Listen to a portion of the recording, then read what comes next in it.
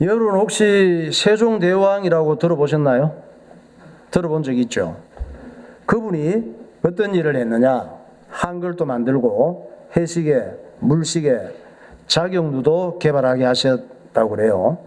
그리고 문학, 예술, 법, 정치 발전에도 크게 기여하셨대요. 그리고 그때는 양반 쌍놈이 있었는데 양반과 쌍놈으로 차별하던 시대에 모든 백성들이 공정하게 대우받도록 시험 제도를 개혁했대요. 이거 동화 속의 이야기죠. 동화죠, 동화. 신화예요? 또 나폴레옹이라고 들어본 적 있나요? 예, 나폴레옹은 250여 년 전에 프랑스 알죠? 프랑스 제국의 황제였습니다. 이웃 나라하고 전쟁할 때 전술이 아주 좋았대요. 지혜가 있었던 거지, 전쟁하는 지혜. 그리고 작전이 아주 뛰어나서 그 당시 유럽을 다 먹을 만큼 전쟁 천재였대요. 참 달란트도 여러 가지가 있어요. 또 전쟁할 때 뛰어난 천재로 잘 싸우는 사람들이 있어. 그 유명한 나폴레옹 모습 한번 볼까요? 예. 누가 그림을 저렇게 멋있게 그려놨죠? 예. 프랑스 황제였습니다. 저 나폴레옹이 동화 속에 나오죠. 신화인가? 나폴레옹이? 예, 누가 신화래 지금. 신화 속의 인물이 아니에요. 역사적 인물이야. 실제 했던 인물이라 이 말이에요. 세종대왕도 그렇고. 그러니까 세종대왕이나 나폴레옹 얘기를 오늘 처음 듣는 사람, 또 신화라고 생각하고 동화라고 생각하는 사람은 자기 스스로 생각하면 돼요. 아, 내가 정말 무식하구나. 이렇게 생각하면 틀림없어요. 예수님은 어떤 분이실까? 예수님은 동화 속의 인물이죠. 동화에 나오죠, 예수님이. 신화죠, 예수님 얘기가. 아니에요. 예수님도 세종대왕이나 나폴레옹처럼 실제 역사적인 인물이란 말이에요. 역사적 인물은 또 뭐예요? 역사라고 하는 게 뭐죠? 역사를 영어로 히스토리라 그러잖아. 히스토리를 우리나라 말로 역사 이렇게 얘기하는 거예요. 번역해서. 히스토리는 또 뭐야 그러면? 그냥 역사는 히스토리, 단어는 알고 있죠. 히스토리라 이 말은 히스, 그의, 스토리 이야기, 누군가의 이야기라 이 말이에요. 히스토리가 역사인데 역사는 그의 이야기라 이 말이에요. 그러니까 인류의 주인공이 남긴 이야기다 이 말이에요, 히스토리는. 그리고 또 히스토리, 역사는 뭘로 나누어져요? BC하고 AD로 나누어지잖아요. 히스토리가 역사이고 이 역사에 BC가 있고 역사를 또 AD로 나눈다 이 말이에요. 그러면 이 히스토리와 BC, AD의 주인공은 누구지? 역사를 히스토리라 그러고 그의 이야기고 누구의 이야기냐? 그의 이야기가 그 전에는 BC라 그러고 그의 이야기 이후에는 AD라 그러는데 그럼 그가 누구냐 이거지. 그의 이야기가 세종대왕인가? 나폴레옹이에요? 역사 히스토리의 주인공. BC는 뭔지를 알아야 그가 누군지 알아요. 비포 세종대왕. 이러면 세종대왕이 주인공이야. 비포 나폴레옹 그러면 나폴레옹이 히스토리의 주인공이라 이 말이에요. BC가 뭐예요? BC라고 하는 것은 비포 그리스도. 예수님이 오시기 전을 기원전이라고 그래요. 그러니까 그 말은 히스토리가 누구라고? 예수님이라는 얘기라 이 말이에요. AD의 주인공은 또 누구예요? AD라고 하는 것은 그 BC는 먼저 비포 그리스도는 예수님이 오시기 전에 있었던 일. 그걸 BC라 그래요. 그 다음에 AD는 엔노 도민이라 그래요. 이걸 기원 후라 그러지. 기원 후는 무슨 말이냐? 주님의 해다 이 말이에요. 예수님 오신 후에 있었던 일, 이게 AD예요. 중심에 누구예요? 그리스도. 히스토리가 예수 그리스도. 예수님 오시기 전에 있었던 예수님의 일이 BC. 예수님 오신 후에 있었던 예수님의 이야기가 AD. AD는 또 예수님이 앞으로 오시게 될 일을 얘기하고 있다 이 말이에요. 그러니까 히스토리는 뭐예요? 역사의 주인은 예수님이시고 역사는 예수님의 이야기다 이 말이에요. 그 많은 역사적인 인물들 중에 왜 하필 예수님이 주인공이 되셨을까? 히스토리. 그의 이야기. 그의 이야기가 뭐 민규도 될 수 있고 효은이도 될 수 있고 그러는데 왜 하필 예수님이 히스토리일까? 그 당시 투표로 뽑은 걸까? 역사의 주인공 누구를 할까 하다가 예수 그리스도 이분을 하자 이랬을까? 투표로 뽑은 게 아니에요. 사람은 투표로 뽑아도 제대로 된 사람을 뽑을 수가 없어요. 6세기경에 사람들이 정했지만은 하나님이 하신 일이에요. 우리가 사람이 내가 움직이는 것 같지만 내가 하는 게 아니에요. 하나님이 하시는 일이에요. 여러분이 오늘 예배 자리에 있는 것도 하나님이 하신 일이에요. 왜냐? 왜 예수님을 히스토리라고 그러고 예수님 중심으로 예수님 오시기 전과 예수님 오신 후로 나눴을까? 예수님이 역사의 주인이 맞으니까. 예수님을 모르는 사람은 정말 불행한 사람이에요. 그럼 예수님을 어떻게 알 수 있나요? 성경을 통해 알 수 있지. 예배를 통해 알 수 있죠. 예수님은 왜 오셨나요? 나의 죄를 위해서 십자가에 죽으시기 위해서 예수님은 오셨어요. 우리는 그냥 태어났잖아요. 태어나서 살다 보니까 이렇게 살고 있는데 예수님은 태어나기 전부터 왜 태어나는지 태어나는 목적이 이미 다 정해져 있었단 말이에요. 그걸 얘기해 주는 게 구약 성경이에요. 예수님은 어떤 목적으로 세상에 태어나시고 어떤 모습으로 사시고 죽으시고 부활하실 것인지 미리 다 예언이 된 것이 구약 성경이란 말이에요. 그래서 예수님을 모르면 불행한 거예요. 예수님 모르면 안 돼요. 로마서 3장 10절부터 말씀합니다. 기록된 바 의인은 없나니 하나도 없으며 모든 사람이 죄를 범하였으며 하나님의 영광에 이르지 못하더니 죄의 삭은 사망이요 하나님의 은사는 그리스도 예수 우리 주 안에 있는 영생이니라. 예수는 우리가 범죄한 것 때문에 내줌이 되고 또한 우리를 의롭다 하시기 위하여 살아나셨느니라. 하나님이 세상을 이처럼 사랑하사 독생자를 주셨으니 이는 그를 믿는 자마다 멸망하지 않고 영생을 얻게 하려 하심이라. 우리가 이미 실패하고 불행 속에 있고 죽음을 앞두고 있고 멸망했는데 멸망하지 않게 하시려고 예수님께서 오셨단 말이에요. 그래서 우리가 할 일은 하나님의 말씀을 믿는 거예요.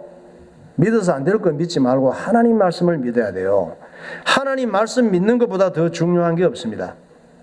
지난주에 우리 교회 집사님이 수술을 받으셨잖아요. 수술을 왜 할까요? 수술하면 어떤 기분인지 궁금해서 경험 삼아 한번 수술해 보나요?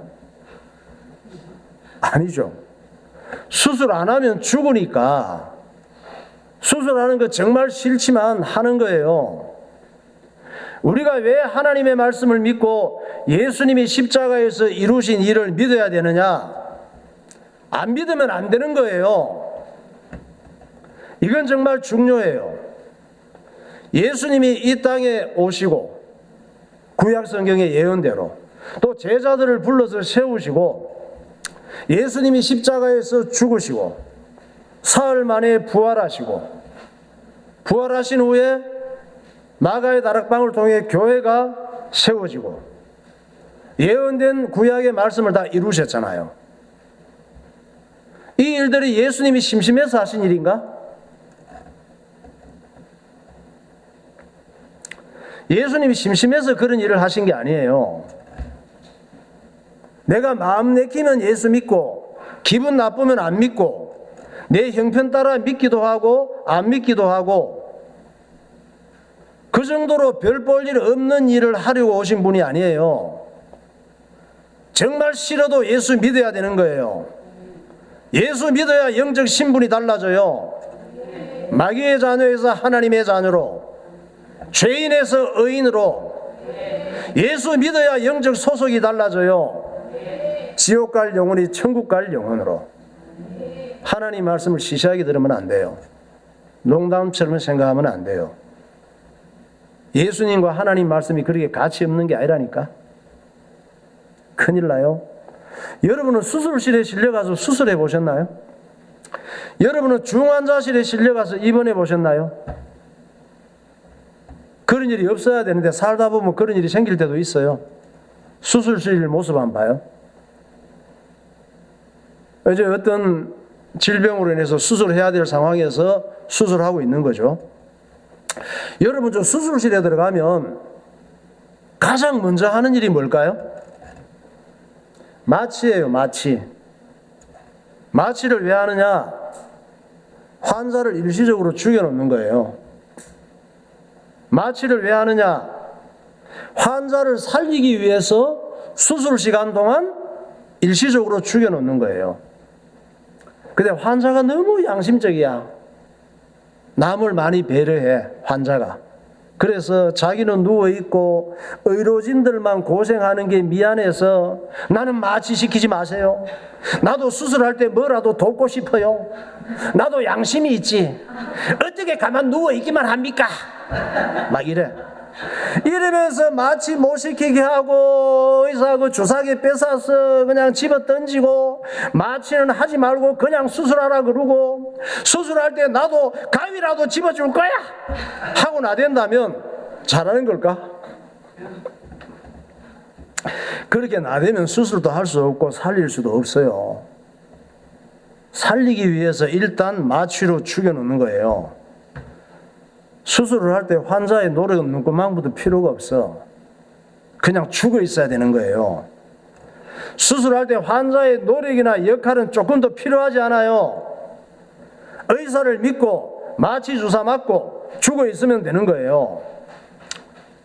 예수님께서 예수님을 따르는 사람들에게 부탁하시는 게 있습니다.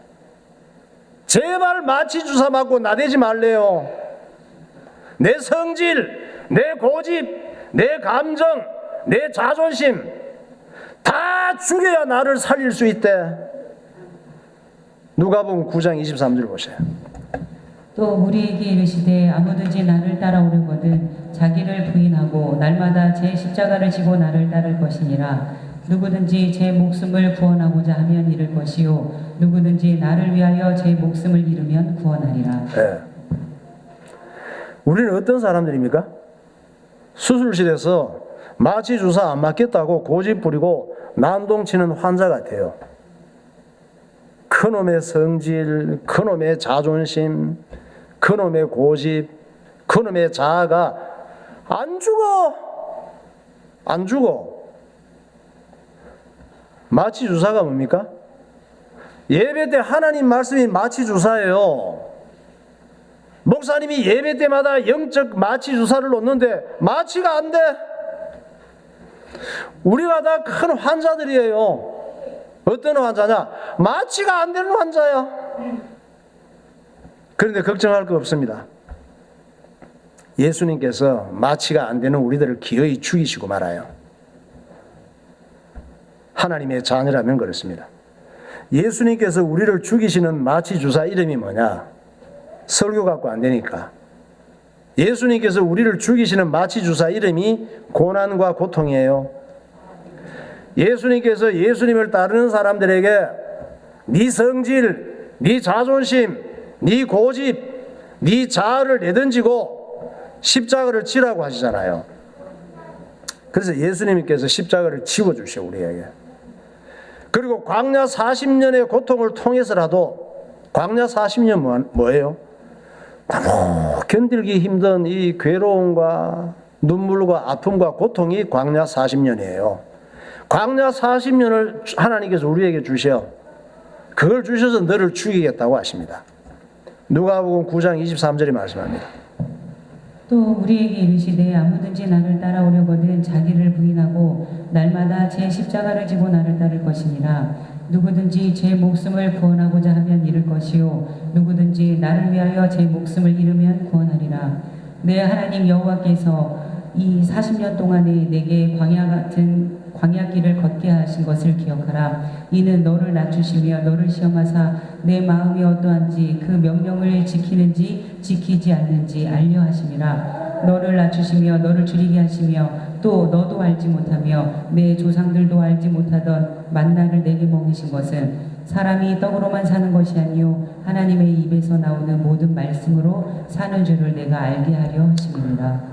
주님께서 우리에게 십자가를 안 질 수 없도록 하신대. 그리고 광야 40년 완전수입니다. 이걸 우리에게 필요한 걸 허락하신다는 거예요. 우리를 사랑하시는 하나님께서 우리에게 십자가를 지게 하시고 광야 40년의 고난으로 괴롭고 힘든 걸 우리에게 주시는데, 십자가가 뭐예요? 힘든 거예요. 광야 40년 고통스러운 거예요. 이걸로 우리 자아를 죽이시는 거예요. 십자가를 지는 것이나 광야 40년의 고난은 견디기 어려운 고통으로 의미해요. 힘든 거, 괴로운 거. 그러니까 우리 그리스도인들은 괴롭고 힘들고 참을 수 없는 일을 만날 때 잘 견뎌내야 되는 거예요. 왜? 그게 하나님께서 나를 죽이시는 재료예요. 중요하죠. 십자가, 광야, 세상. 그러면 십자가와 광야와 세상이란 어떤 걸까? 십자가, 광야, 세상이 어떤 거예요? 나 자신이에요. 나 자신이 나를 힘들게 하는 십자가라니까. 나 자신이 광야이고 내가 세상에 나쁜 것들이 다 들어와 있단 말이에요. 십자가, 광야, 세상은 나 자신과 내 육신이 나를 힘들게 하고 괴롭히는 십자가, 광야, 세상이에요. 내 자신과 내 육신이. 그 다음에 십자가, 광야, 세상은 뭐냐? 인간관계라고 할 수 있습니다. 남편이 십자가이고 광야예요. 아내가 십자가이고 광야예요. 자식이 십자가이고 광야예요. 아버지가 십자가이고 광야예요. 엄마가 십자가이고 광야예요. 직장이 십자가이고 광야예요. 학교가 십자가이고 광야예요. 늘 내가 만나야 되는 사람이 십자가이고 광야예요. 그게 세상이에요. 내가 상대하는 인간들이 내 자아를 죽이시는 하나님의 징계고 채찍입니다. 그러니까 나를 힘들게 하고 괴롭히는 인간들을 너무 싫어하지 마세요. 왜? 하나님께서 문제 많은 나를 사랑하셔서 문제 많은 나를 좀 더 괜찮은 인간 만드시려고 나를 괴롭히는 인간을 쓰시는 거예요. 그 나를 힘들게 하고 괴롭히는 그 인간도 힘들어. 나 때문에. 그런 줄 알면 돼요. 나만 힘든 게 아니라니까. 나 때문에 힘든 사람도 많아요. 열왕기상 12장 13절 보세요. 왕이 포악한 말로 백성에게 대답할세 노인의 자문을 버리고 어린 사람들의 자문을 따라 그들에게 말하여 이르되 내 아버지는 너희의 멍에를 무겁게 하였으나 나는 너희의 멍에를 더욱 무겁게 할지라. 내 아버지는 채찍으로 너희를 징계하였으나 나는 전갈 채찍으로 너희를 징계하리라 하니라. 왕이 이같이 백성의 말을 듣지 아니하였으니 이 일은 여호와께로 말미암아 나는 것이라. 여호와께서 전에 실로 사람 아이야로 느밧의 아들 여로보암에게 하신 말씀을 이루게 하심이더라. 또 아들들에게 권하는 것 같이 너희에게 권면하신 말씀도 잊었도다 일렀으되 내 아들아 주의 징계하심을 경히 여기지 말며 그에게 꾸지람을 받을 때 낙심하지 말라. 주께서 그 사랑하시는 자를 징계하시고 그가 받아들이시는 아들마다 채찍질하심이라 하였으니 너희가 참음은 징계를 받기 위함이라. 하나님이 아들과 같이 너희를 대우하시나니 어찌 아버지가 징계하지 않는 아들이 있으리요. 징계는 다 받는 것이거늘 너희에게 없으면 사생자요 친아들이 아니니라. 하나님께서 구원받은 하나님의 자녀들을 하나님의 자녀답게 만들기 위해서 사람 채찍과 정갈로 징계하고 때리신다고 말씀하시는 거예요. 그렇게 안 하면 사람답게 안 되고 구원받은 자녀답게 안 되니까. 사도 바울은 자기를 죽기 살기로 괴롭히고 바울을 죽이기 전에는 밥도 안 먹겠다는 결사대까지 있었습니다. 한 40여 명이 돼요. 어떻게 살겠습니까? 하나님께서 그런 거 좀 물리쳐 줘야지. 이렇게 시달리다가 나온 고백이 갈라디아서 2장 20절이에요. 갈라디아 2장 20절이 그냥 나오는 게 아니에요. 이렇게 가지고 감동받는다고 뭐 그렇게 되는 줄 아세요? 한 40여 명이 나를 죽이겠다고 결사대 조직해서 쫓아다니고 여러 가지 말도 못하는 어려움과 고통을 많이 당할 때 내가 자아가 죽고 자기를 부인하고 십자가를 지게 되는 거예요. 갈라디아 20장 20절에 보니까 바울이 이런 고백하잖아요. 그러고 나서 이런 사람이 됐어. 내가 그리스도와 함께 십자가에 못 박혔나니. 그러고 나니까 자기가 십자가에 못 박혔어. 그런즉 이제는 내 자아가 사는 것이 아니고 내가 사는 것이 아니요 오직 내 안에 그리스도께서 사시는 것이라. 이제 내가 육체 가운데 사는 것, 내가 육체를 갖고 숨쉬고 사는 것은 목적이 뭐예요? 이제 어떤 사람으로 변했어요? 나를 사랑하사 나를 위하여 자기 자신을 버리신 하나님의 아들을 믿는 믿음 안에서 사는 것이라. 그러니까 내 자아를 죽이는 게 장난이 아니에요. 말로 되는 게 아니에요. 쉽지 않아요. 그러니까 인간관계 하실 때 너무 부딪히고 힘들어하지 마세요. 내가 부딪히고 힘들어하는 만큼 어때요? 부딪히고 힘들어하는 만큼 죽어야 할 내 자아가 안 죽어서 그렇단 말이에요. 죽어야 할 내 자아가 안 죽으면 하나님께서 더 밟아서 기어이 죽이십니다. 오래 고생해요. 여러분이 구원받은 하나님의 자녀가 맞다면 하나님께서 그렇게 하셔요. 왜? 성경에 그렇게 말씀하고 있잖아요. 그러니까 내 자기를 부인하고 나는 없어 이래야 되는 거예요. 내 성질 없어, 내 감정 없어, 내 기분 아무것도 아니야. 이렇게 자기를 부인하고 내 자아를 십자가에 못 박고 내 안에 그리스도께서 주인이 되셔서 다스리시는 이런 그리스도인이 성숙한 그리스도인인 거예요. 이런 성숙한 그리스도인이 되시기를 예수 이름으로 축원합니다. 찬양하겠습니다. 주님의 기쁨이 되어야 되겠습니다. 우리의 삶이.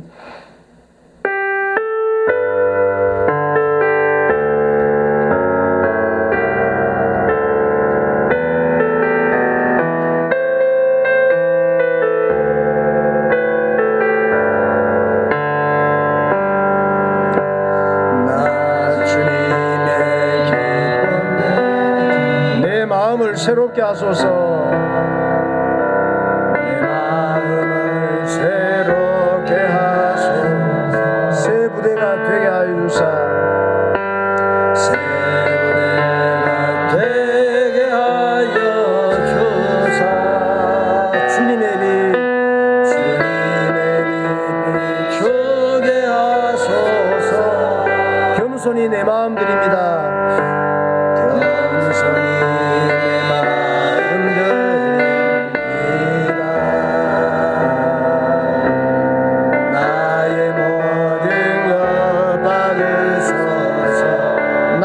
깨끗게 씻어주사. 깨끗게 씻어주사. 주의 길로 향하게 하소서. 내가 원하는 한 가지, 내가 원하는 주님의 기쁨이 되는 것.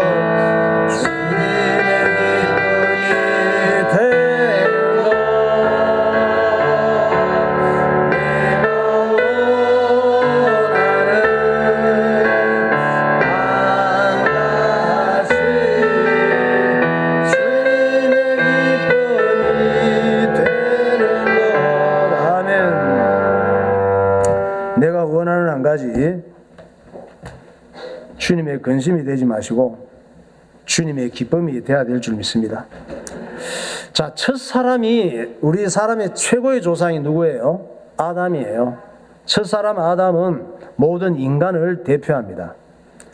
그러니까 아담은 인간의 대표이기 때문에 곧 나 자신이기도 해요. 아담이라고 하는 말은 사람 이 말이에요. 나도 사람이죠. 나도 사람이라, 나도 아담이라 이 말이에요.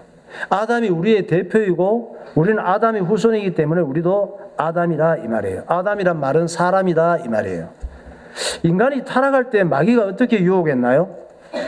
하와야, 아담아, 너네 하나님이 먹지 말라고 한 거 먹으면 너네도 하나님같이 된다 이랬어요. 하나님께서 왜 먹지 말라고 한지 알아? 너네가 자기같이 될까봐, 하나님같이 될까봐 먹지 말라고 한 거야, 이렇게 유혹했습니다. 그 죄라고 하는 건 뭐예요? 하나님께서 하지 말라고 하는 걸 하는 게 죄예요. 마귀가 하는 일은 성경에 하나님께서 하지 말라고 하는 걸 하게 만드는 게 마귀의 역사예요. 그래서 마귀의 말을 듣는 것을 타락이라고 그래요. 타락은 하나님 말씀을 불순종하는 거예요. 마구 사는 게 타락이 아니고 하나님께서 하지 말라고 하는 걸 하는 게 타락이에요.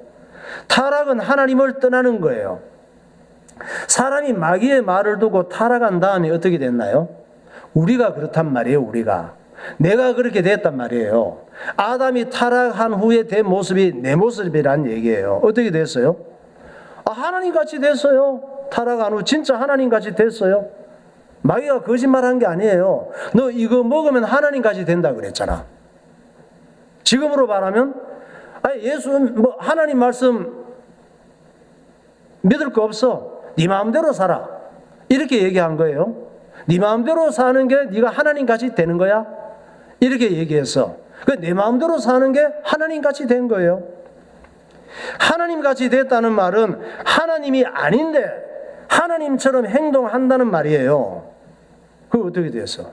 내가 맞는 것은 맞는 거야. 이제 그때부터는 내가 하나님같이 됐다. 이게 뭐예요? 자기가 좋은 것은 선이야. 자기가 싫은 것은 악이에요. 선악과를 먹지 말라고 했잖아.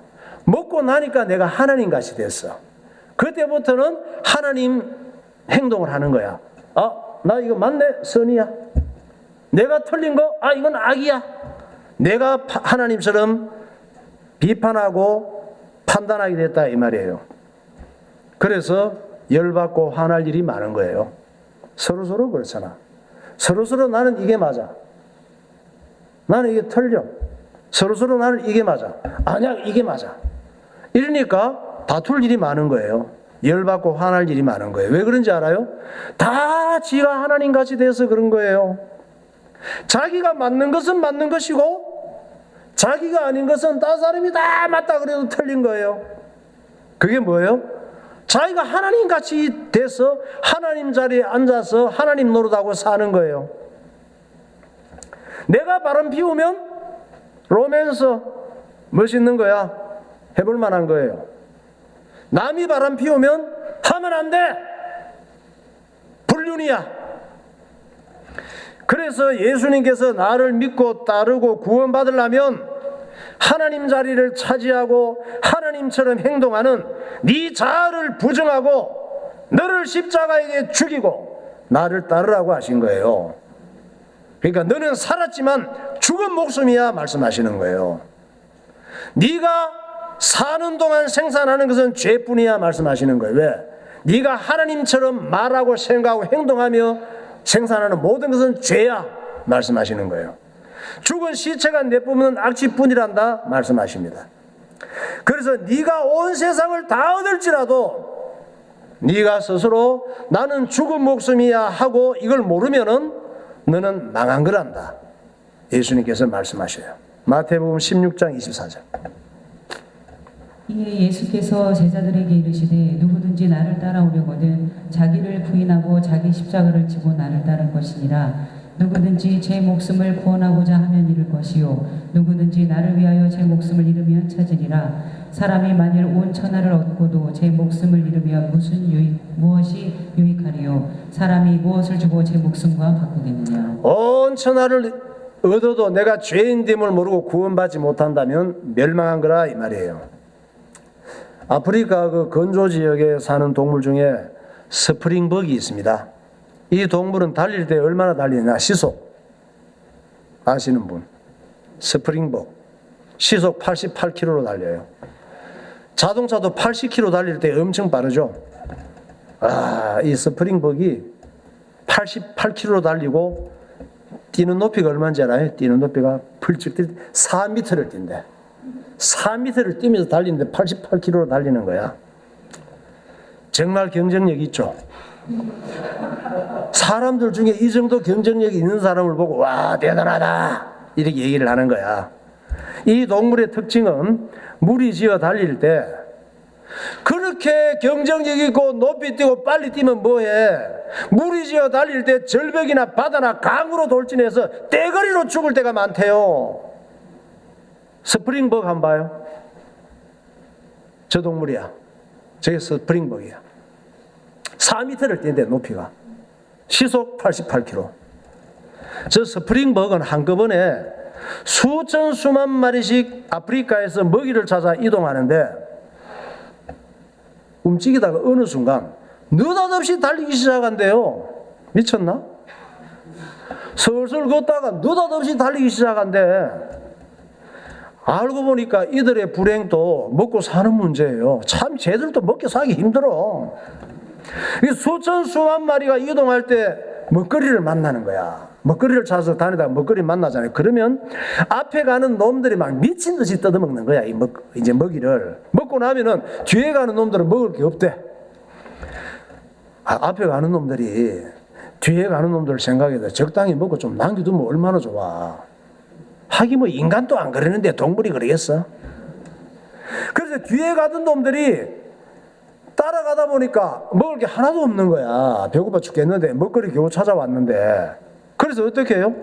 앞에 가서 먼저 먹으려고 달려갈 수밖에 없잖아. 뒤에 가던 놈들이 앞에 가서 먼저 먹으려고 앞으로 달려갈 때부터 질주가 시작되는 거야. 앞에 놈들은 그럼 뒤에 처지고 있나? 더 빨리 달리는 거지. 사람도 스프링벅과 다를 거 없어요. 왜? 남들보다 더 달리잖아. 우리가요. 남들보다 더 잘 먹고 더 잘 살기 위해서 더 열심히 달리잖아요. 다들 너무 바빠요.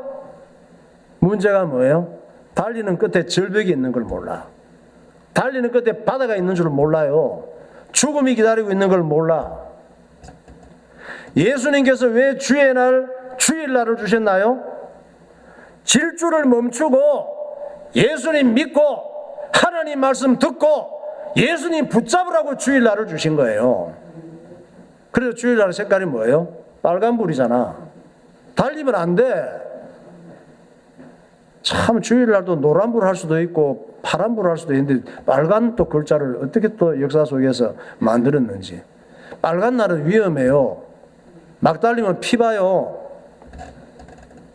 예수님도 없이 계속 주일날도 달리면 불행과 파멸과 죽음과 지옥으로 떨어지는 거예요. 하나님께서 타락한 사람의 죽은 시체와 같은 현실을 잉태하지 못하며 출산하지 못하는 자라고 표현하십니다. 그런데 오늘 본문에 보니까 죽은 우리들에게, 시체가 된 우리들에게, 예수 믿는 사람들에게 노래하래요. 기쁨으로 외쳐 노래하래요. 우리에게. 예사야 53장 1절에 말씀합니다. 잉태하지 못하여 출산하지 못한 너는 노래할지어다. 상고를 겪지 못한 너는 외쳐 노래할지어다. 이는 홀로 된 여인의 자식이 남편 있는 자의 자식보다 많으니라. 여호와께서 말씀하셨느니라. 내 장막터를 넓히며 내 처소의 휘장을 아끼지 말고 널리 펴되 너의 줄을 길게 하며 너의 말뚝을 견고히 할지어다.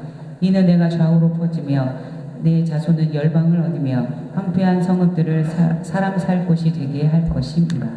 예수 믿는 하나님 백성들에게 노래하래요. 노래할 소망이 없는데 왜? 하나님께서 예수님을 남편으로 보내셔서 우리를 신부 삼으심으로 우리의 수치와 부끄러움과 악취와 저주를 다 거두어 가신대요. 그리고 새 생명, 예수 생명을 우리에게 주셔서 우리의 마음에 기쁨을 주시고 거룩한 것을 생산하게 하실 것이니 외쳐 노래하고 찬양하라는 거예요. 우리는 예수님 때문에 외쳐 노래하고 기뻐할 수 있는 것입니다. 이사야 54장 4절에 말씀합니다. 두려워하지 말라. 내가 수치를 당하지 아니하니라. 놀라지 말라. 내가 부끄러움을 보지 아니하니라. 내가 내 젊었을 때의 수치를 잊겠고 과부 때의 치욕을 다시 기억함이 없으리니 이는 너를 지으신 이가 내 남편이시라. 그의 이름은 만군의 여호와이시며 내 구속자는 이스라엘의 거룩한 이시라. 그는 온 땅의 하나님이라. 일컬음을 받으실 것이라. 여호와께서 너를 부르시되 마치 버림을 받아 마음에 근심하는 아내 곧 어릴 때의 아내가 되었다가 버림을 받은 자에게 함과 같이 하실 것임이라. 네, 하나님께서 말씀하셨느니라.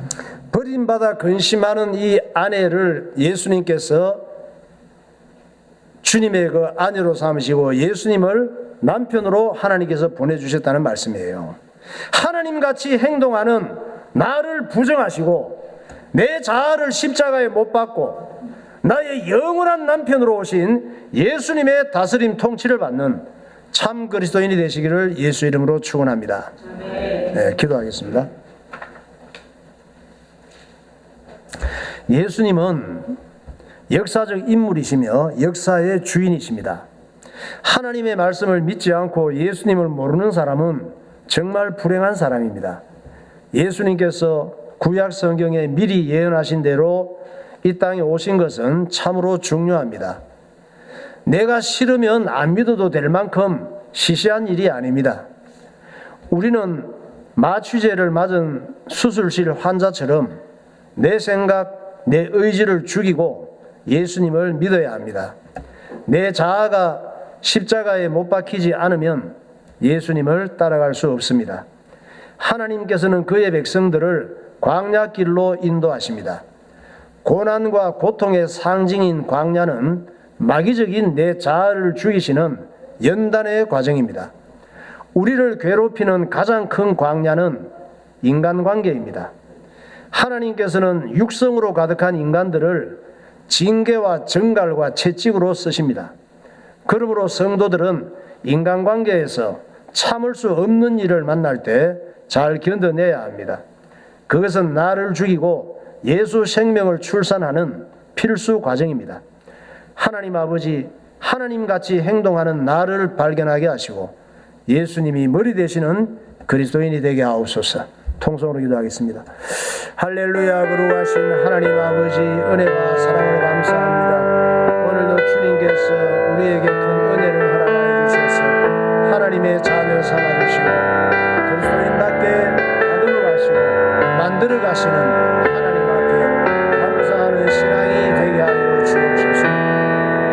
내 심령 속에 육에 속한 것들이 가득 차 있으니 주님께서 은혜를 허락하여 주셔서 내 자아를 발견하게 하시고 하나님같이 행동하는 것을 발견하고 죽이게 하시고 주님 앞에 온전히 순종함으로 하나님을 기쁘시게 하는 참 그리스도인으로 날마다 거듭나게 하여 주옵소서.